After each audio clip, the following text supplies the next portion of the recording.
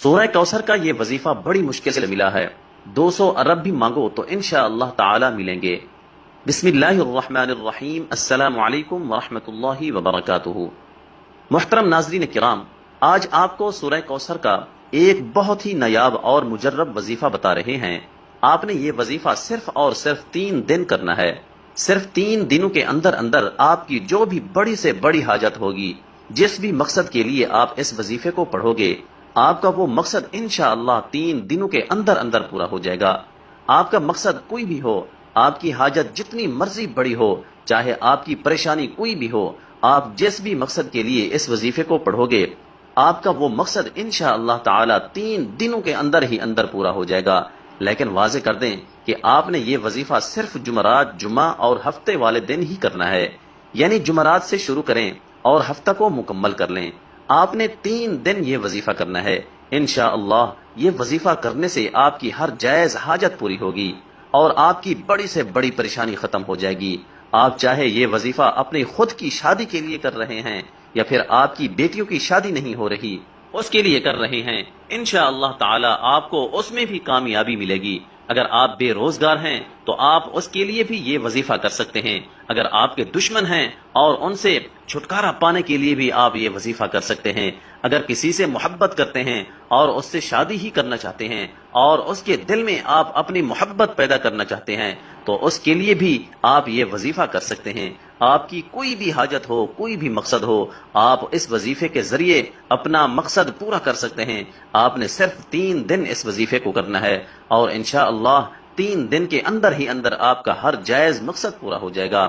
اس وظیفے کو شروع کرنے سے پہلے درود شریف لازمی پڑھیں۔ درود شریف آپ ہمیشہ ہی ابراہیمی درود شریف پڑھا کریں۔ آپ نے وظیفہ کس طرح کرنا ہے؟ آپ نے سورہ کوثر پڑھنی ہے۔ تمام مسلمان اچھی طرح جانتے ہیں کہ سورہ کوثر قرآن پاک کی سب سے چھوٹی سورت ہے۔ اس کی 3 آیتیں ہیں اور یہ قرآن پاک کے 30ویں پارے میں ہے۔ آپ کی کوئی بھی حاجت ہے، کوئی بھی مقصد ہے، لیکن شرط یہ ہے کہ وہ مقصد صرف جائز ہی ہونا چاہیے۔ اس کو ذہن میں رکھ کر آپ نے یہ وظیفہ کرنا ہے۔ وظیفہ کرتے وقت پورا دھیان آپ کا وظیفے پر ہی ہونا چاہیے، دل میں کوئی بھی وسوسہ نہ آئے۔ انشاءاللہ اس وظیفے کو کرنے کے بعد آپ کی اللہ سے مانگی ہر دعا قبول ہوگی۔ آج کا وظیفہ خاص طور پر ان تمام بہنوں اور بھائیوں کے لیے ہے جو شدید پریشان ہیں، جو اکثر کہتے ہیں کہ ہم مالی طور پر شدید پریشان ہیں، ہمارے رزق میں رکاوٹیں ہیں، ہمارے رزق میں مسئلے مسائل ہیں، اور کہتے ہیں کہ ہم جس کام میں بھی ہاتھ ڈالتے ہیں ہمیں تو صرف نقصان ہی ہوتا ہے، ہمیں تو ایسا لگتا ہے کہ ہمارا رزق بالکل بند ہو چکا ہے، کوئی راستہ ہمیں سمجھ ہی نہیں آتا، اندھیرے میں ہی ٹامک ٹوئیاں مار رہے ہیں۔ آپ ہی ہمیں بتائیں کہ ہم کیا کریں، ہم ایسا کون سا خاص وظیفہ پڑھیں؟ لیکن اگر کوئی وظیفہ کریں بھی تو ہمارا کیا گیا، کوئی بھی وظیفہ اثر ہی نہیں کرتا۔ تو ناظرین کرام، آج ان تمام بہنوں اور بھائیوں کے رزق اور دولت کے جتنے بھی مسئلے مسائل ہیں انشاءاللہ تعالی وہ سارے کے سارے حل ہو جائیں گے، اور انشاءاللہ جو لوگ قرضوں میں ڈوبے ہوئے ہیں، جن لوگوں کا بال بال قرضوں میں جکڑا ہوا ہے، ان کا قرض بھی اتر جائے گا کہ انہیں خبر بھی نہیں ہوگی، اور جو بندہ نوکری کے لیے شدید پریشان ہے، رزق کے جتنے بھی مسائل ہیں، ان سب مسائل کے لیے آپ کو اس مسئلے کو ذہن میں رکھتے ہوئے یہ وظیفہ کرنا ہے۔ یہ وظیفہ آپ کسی بھی وقت اور کسی بھی جگہ پر کر سکتے ہیں۔ بے شک آپ اسے چلتے پھرتے کر لیں یا پھر جہاں بھی آپ موجود ہوں، کچن میں موجود ہوں، چارپائی پر ہوں، سفر میں ہوں، یا گھر میں کوئی کام کر رہے ہوں، باہر کسی پارک میں چہل قدمی کر رہے ہوں، یا پھر کھیتوں میں کام کر رہے ہوں، آپ بآسانی اس وظیفے کو کر سکتے ہیں۔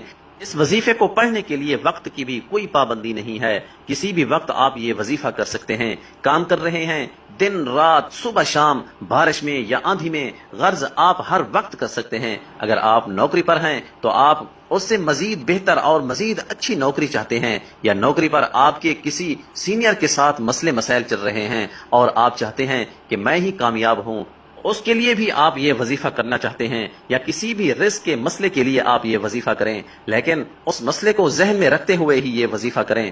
آپ کو اس عمل کو کرنے سے پہلے نیت لازمی رکھنی ہے کہ مجھے فلاں قسم کا کام ہے اور مجھے اتنی رقم مل جائے، انشاءاللہ تعالی اللہ پاک آپ کو اس سے کئی درجہ زیادہ عطا کر دیں گے۔ ناظرین کرام، اس وظیفے کے اتنے فائدے ہیں کہ کسی نے جب بھی یہ وظیفہ کیا اس کے فوائد اس کو اتنے ملے کہ اس نے پھر اپنی زندگی میں کبھی یہ وظیفہ چھوڑا ہی نہیں، اور پھر اس نے آنے والی ساری زندگی مستقل یہ وظیفہ کرنے کی عادت بنا لی، اور اب بھی وہ ان 3 دن لازمی یہ عمل کرتے ہیں۔ جب آپ لوگ سب سے پہلے یہ وظیفہ کرنے لگیں تو کوشش کریں کہ اس وقت بھی باوضو ہو جائیں۔ وضو کرنے کے بعد اگر آپ لوگ گھر میں موجود ہیں تو سکون سے ایک جگہ بیٹھ جائیں۔